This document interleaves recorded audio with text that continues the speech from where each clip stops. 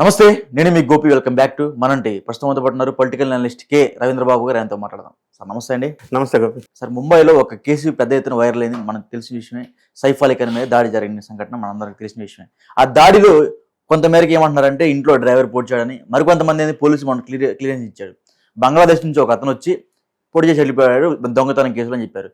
కానీ నిన్న పోలీసులు కొంచెం క్లూ ఇచ్చారు. లైక్ ఎట్లా అంటే, పొడిచిన క్రమంలో వాళ్ళ భార్య ఎవరైతే ఉన్నారో కరీనా కపూర్ అక్కడే ఉంది. సో ఈమె పొడిపించింది అని ఒక పెద్ద ఎత్తున ఆరోపణలు అయితే వెలువెత్తుతున్నాయి. సో దీని మీద మీ అభిప్రాయం? ముంబై బాలీవుడ్ లో సైఫ్ అలీ ఖాన్ మీద హత్యా ప్రయత్నం అనేది అది మహారాష్ట్రలోనే కాదు, భారతదేశంలో కూడా ఒక సంచలనమైన విషయంగా వచ్చింది.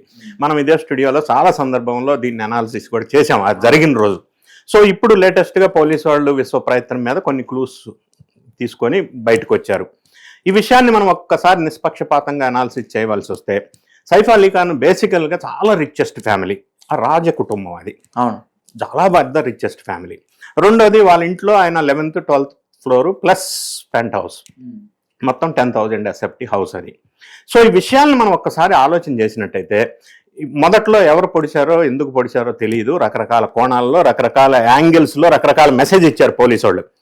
ఏదేమైనప్పటికీ ఇప్పుడు మనకి ఇప్పటికీ అనుమానాస్పదంగా ఉన్న అంశాలను ఒకసారి ఆలోచిస్తే, అంత పెద్ద ధనికులు ఉండే ఇళ్ళు, అంత పెద్ద మనుషులు, హై సెక్యూరిటీ ఉన్నటువంటి పెద్ద బిల్డింగు, అందులోకి సెక్యూరిటీ ల్యాబ్సెస్ ఎందుకు ఉన్నాయి, సీసీ కెమెరాలస్ ఎందుకు లేవు, ఫిజికల్ సెక్యూరిటీ వాళ్ళు ఇతను వెళ్ళటం రావటం ఎందుకు గమనించలేదు, నైట్ ఆ టైంలో ఎవరు గమనించకుండా వీడు ఎట్లా డైరెక్ట్గా వాళ్ళ అబ్బాయి రూమ్కి వెళ్ళాడు అంటే, వీడికి లోపల ఆ బ్లూ ప్రింట్ మ్యాప్ అన్నా ఉండాలా, లేదా లోపల ఆ ఇంట్లో అన్ని తెలిసి అన్నా ఉండాలా, లేదా బాగా తెలిసిన వ్యక్తి, ఇంట్లోకి సంబంధించిన వ్యక్తి ఇతనికి సహకరించి ఉండాలా, ఈ నిందితుడు బంగ్లాదేశ్కు సంబంధించిన వ్యక్తికి. ఇవన్నీ ఒక పక్కన పెడితే, ఆ రోజు ఇంతసేపు ఘర్షణ జరిగిన తర్వాత ఇంట్లో, ఇప్పుడు టెక్నాలజీ బాగా పెరిగింది. చిన్న చిన్న మధ్యతరగతి లోయర్ మిడిల్ క్లాస్ పీపులే టెక్నాలజీ పెట్టుకొని ఇల్లు ఆటోమేషన్ చేసుకుంటున్న సందర్భం మనం చూసాం. అంత పెద్ద రిచెస్ట్ ఫ్యామిలీ ఒక చిన్న బటన్ అక్కడ నొక్కితే కింద సెక్యూరిటీకి అలర్ట్ వచ్చేసి 5 minutesలో సెక్యూరిటీ వాళ్ళు ఆ ఇంట్లో ఉండలేరా? ఆ సిస్టమ్, ఆ వ్యవస్థని వాళ్ళు లేదు అని అంటే మరి దాన్ని ఏ విధంగా చూడాలా? రెండోది, ఈ వ్యక్తి ఇట్లా పొడిచినప్పుడు, ఇంత ఘర్షణ జరిగిన తర్వాత, అంత పెద్ద కుటుంబం సంస్థాన అధిపతులు, అంబులెన్స్ లేకపోవటం, కొంత సొంత కారు డ్రైవర్ లేకపోవటం, మూడోది ఆ టైంలో అర్ధరాత్రి 2:30-3 గంటల టైంలో అటువంటి రిచెస్ట్ ఏరియాలో సడన్గా ఆ టైంలో అక్కడ రెడీగా ఆటో ఎట్లా వచ్చింది, వీళ్ళు ఆటోలో వెళ్ళవలసిన అవసరం ఎందుకు వచ్చింది, తర్వాత పోలీసులకి లేటుగా ఎందుకు ఇన్ఫర్మేషన్ ఇవ్వవలసి వచ్చింది, ఇవన్నీ తతంగం. అసలు లోపల ఎంటర్ అవ్వడానికి ఏదో కొంత ఎవరో ఇంట్లో ఉన్న వాళ్ళు సహకరించి ఉండకపోతే సాధ్యం కాదు. ఓకే, ఈ విషయాలన్నీ ల్యాప్సెస్, టెక్నికల్ ల్యాప్సెస్ అనండి, లేదా కావాలని చేసినవి అనండి, వేరే రకంగా ఏదైనా అనొచ్చు. ఇప్పుడు వినిపిస్తున్న పోలీసు వాళ్ళు చెప్తున్న ఆధార ప్రకారం ఏమి తెలియవస్తుందంటే, ఇప్పుడు ఆ వచ్చిన వ్యక్తి తెలిసి వచ్చాడు లోపలికి, ఇది చేయాలని వచ్చాడు, ఆ రూట్ అంతా అతనికి తెలుసు ఏ విధంగా వచ్చినప్పటికీ. రెండోది, సైఫ్ అలీ ఖాన్కి మొదటి భార్య అమృత సింగ్, ఈయనకంటే 12 సంవత్సరాలు పెద్ద ఆమె. ఆమెకి ఈయనకి మళ్ళీ ఒక అబ్బాయి ఒక అమ్మాయి ఉన్నారు. వాళ్ళు కూడా అదే బిల్డింగ్లో గ్రౌండ్ లెవెల్లో ఎక్కడ 8th 9th ఫ్లోర్లో ఉంటారు. కరీనా కపూర్ రెండో భార్య. ఈమెకి మళ్ళీ 2 పిల్లలు, 2 అబ్బాయిలు, వీళ్ళు కలిసి ఉంటున్నారు. అయితే ఇప్పుడు వస్తున్న సమాచారం ఏంటంటే, ఈ సైఫ్ అలీ ఖాన్కి ఆ ఇంట్లో ఉన్న ఒక పనిచేసే వ్యక్తితో, ఆడ మనిషితో అక్రమ సంబంధాలు ఉన్నట్టుగా వినిపిస్తా ఉంది. నిజాలు పోలీసు వాళ్ళు తేల్చవలసిన విషయం. ఆ అక్రమ సంబంధం నేపథ్యం కరీనా కపూర్కి వచ్చిందని చెప్తా ఉన్నారు. రావటం వల్ల కరీనా కపూర్ ఇది టాలరేట్ చేయక, జీర్ణించుకోలేక, ఏ విధంగానైనా ఇతని మీద ఇది హత్యా ప్రయత్నం చేసి మనిషిని లేపేయాలని పథకం ప్రకారం ఈ వ్యక్తిని లోపలికి ఎంటర్ చేపించి, ఈయన అక్రమ సంబంధం ఉంది కాబట్టి ఆ కోపంతో, ఆ ఫ్రస్ట్రేషన్లోనో సైఫ్ అలీ ఖాన్ మీద దాడి జరిగినట్టుగా కొన్ని సమాచారం మనకి ఇప్పటి వరకు వస్తూ ఉంది. మొదట్లో వచ్చిన సమాచారం ఏంటి, కరీనా కపూర్ ఆ ఇంట్లో లేదా ఆ టైంలో ఎక్కడికో పార్టీకి వెళ్ళింది, కపూర్స్ ఫ్యామిలీ పార్టీ. ఆమెకు కూడా 1 గంట లేట్గా చెప్పారని ఇనీషియల్గా ప్రిలిమినరీ ఇన్ఫర్మేషన్లో వచ్చింది.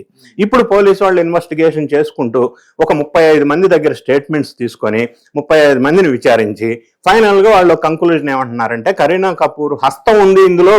ఎందుకంటే ఆ సైఫ్ అలీ ఖాన్ అక్రమ సంబంధం నేపథ్యంలో ఆమె పాత్రతోటే ఈ హత్యా ప్రయత్నం జరిగింది. రెండోది, హత్యా ప్రయత్నం జరిగిన తర్వాత కూడా అంత కొడుకు ఈయన కలిసి ఆటోలో వెళ్ళటం హాస్పిటల్కి. ఈ యంత్రాంగం ఏమైంది? అంత పెద్ద వ్యవస్థ ఉన్నప్పుడు వెహికల్స్ ఉండాలి కదా. సో మళ్ళీ హాస్పిటల్ నుంచి డిశ్చార్జ్ అవ్వటం, సరే ఇంటికి వచ్చినాక నార్మల్గా ఉండటం, ఇవన్నీ కోణాల్లో ఆలోచించినప్పుడు బయట వాళ్ళు చేసింది కాదు, బయట పొలిటికల్ వాళ్ళు చేసింది కాదు, బయట ఇంకొక మాఫియా గ్యాంగ్ చేసింది కాదు. ఇంట్లో డిఫరెన్సెస్, అక్రమ సంబంధాల నేపథ్యంలో కరీనా కపూరే ఈ విధంగా పురిగొల్పి ప్లాన్ చేసి మర్డర్ స్కెచ్ చేసింది అన్నట్టుగా ఇప్పుడు పోలీస్ ఇన్వెస్టిగేషన్ లో బయటకు వస్తున్న సంచలనమైన విషయాలు. ఏదేమైనా కూడా ఇటువంటి ఉన్నతమైన కుటుంబాల నుంచి వచ్చిన వాళ్ళు ఇటువంటి పనులకు పాల్పడుతూ ఇటువంటి హత్యా ప్రయత్నాలకు పాల్పడటం వల్ల ఏం సందేశం ఇస్తున్నాం సమాజానికి? సినిమాల్లో నటించడం ఆదర్శంగా ఉండాలి నిజ జీవితంలో కూడా, కానీ ఈ విధంగా చూసినప్పుడు ఏంటంటే ఇది చాలా బాధాకరం. ఈ విషయాలు వెలుగులోనికి రావటం, కరీనా కపూర్ పాత్ర అందులో ఉండటం, భర్తనే హత్యా ప్రయత్నం చేపించడం అనేది చాలా బాధాకరమైన. అంటే యాక్చువల్గా చేపించింది డ్రైవర్ చేత అని చెప్తున్నారు, కానీ ఎవరో పోలీసులు కొత్త వ్యక్తిని ఒక అతను తీసుకొచ్చి బంగ్లాదేశ్ నుంచి పారిపోయి వచ్చాడు. ఇంకా పూర్తి ఇన్వెస్టిగేషన్ జరిగితే కానీ మనకు తెలియదు. అతను కారు డ్రైవర్ చేత చేపించారు అంటున్నారు. పట్టుకున్న వ్యక్తి మాత్రం బంగ్లాదేశ్కు సంబంధించిన వ్యక్తి, టెంపరీగా ముంబై వచ్చి హౌస్ కీపింగ్ ఏజెన్సీలో ఏదో సెక్యూరిటీ కాంట్రాక్ట్ జాబ్ చేసుకుంటున్నాడు హౌస్ కీపింగ్ ఏజెన్సీలో అని చెప్తున్నారు. ఏదేమైనా అతనికి ఇంట్లో క్షుణ్ణంగా తెలిసింది, విషయాలన్నీ కూడా ఎక్కడ ఏరే ముందు ఎట్లా వెళ్ళాలనేది తెలిసిన విషయం మనకు అనిపిస్తా ఉంది. అది ఒకసారి పోలీసులు పట్టుకున్న వ్యక్తి, ఆ కెమెరాలో చూసిన వ్యక్తి ఒకే విధంగా లేరు. ఇందులో 2 అంశాలు. ఇనీషియల్ గా ఫస్ట్ లో ఎంక్వైరీ చేసినప్పుడు ఇంకొక వ్యక్తిని పట్టుకున్నారు, అతను కాదన్నారు, మళ్ళీ వదిలిపెట్టారు. తర్వాత మళ్ళీ కొన్ని రోజుల తర్వాత 2-3 రోజుల తర్వాత మళ్ళీ పట్టుకొని ఇతను కన్ఫర్మ్డ్ అని ఫిక్స్ చేశారు. అతను బంగ్లాదేశ్కు సంబంధించిన వ్యక్తి, అక్రమ చొరబాటు ద్వారా కలకత్తా నుంచి లోపలికి వచ్చేసి ఇండియాలో ఇక్కడ ముంబైలో సెటిల్ అయ్యడానికి కూడా పోలీసు వాళ్ళు చెప్తున్న నేపథ్యం. ఏదేమైనా అతను కారు డ్రైవర్ అయినా కానీ, బంగ్లాదేశ్లో అక్రమ చొరబాటుదారుడైనా, నిందితుడు ఎవరన్నా కానీ ఇంటిలో వాళ్ళ సహాయ సహకారాలతోనే ఈ ప్లానింగ్, ఈ కుట్ర, ఈ హత్యాయత్నం జరిగి ఉండవచ్చు, అందులో అనుమానం అయితే లేదు. ఆ సహాయ సహకారాలు ఇచ్చింది ఆమె భార్య స్వయానా అని పోలీసు వాళ్ళు ఇప్పటివరకు లేటెస్ట్ గా ఇన్ఫర్మేషన్ ఇస్తా ఉన్నారు.